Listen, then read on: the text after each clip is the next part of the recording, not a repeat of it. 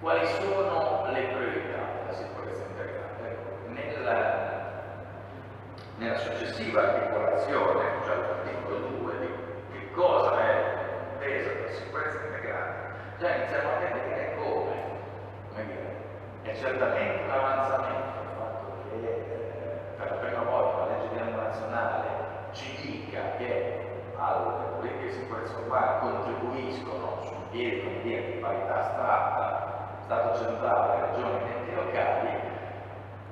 Contemporaneamente, anche qui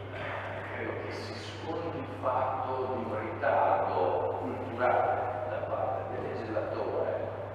anche nella relazione di accompagnamento alla norma si notano, come dire, una scarsa conoscenza delle,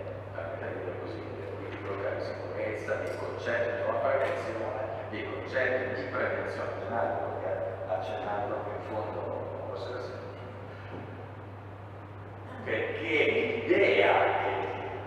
formarà anche dalle legislazioni regionali, dall'esperienza internazionale, dalle esperienze più avanzate, riformatrici europee, è che quando intendiamo prevenzione integrata intendiamo non la giusta posizione di attori istituzionali, o almeno non solo la giusta posizione di attori istituzionali, il governo centrale, che sia quello italiano o quello di altri paesi, le polizie nazionali, le polizie locali, gli enti locali, intermedi che siano, ma sia anche e soprattutto un'integrazione di approcci preventivi, quindi che metta insieme quei modelli di prevenzione a cui si accennava precedentemente, cioè di prevenzione sociale, di prevenzione situazionale, di prevenzione comunitaria, di prevenzione precoce. Ora è abbastanza evidente che da Salvini ci sono alcune esperienze internazionali, soprattutto quelle di prevenzione precoce, che di fatto sono ad oggi, tante rarissimi casi, sconosciute al nostro paese. Ma le altre, situazionali, sociali e comunitarie, abbiamo un ventennio di esperienza alle spalle.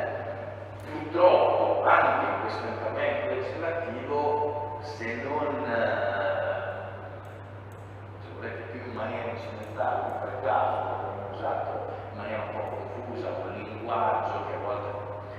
presuppone l'inclusione sociale, la prevenzione situazionale, almeno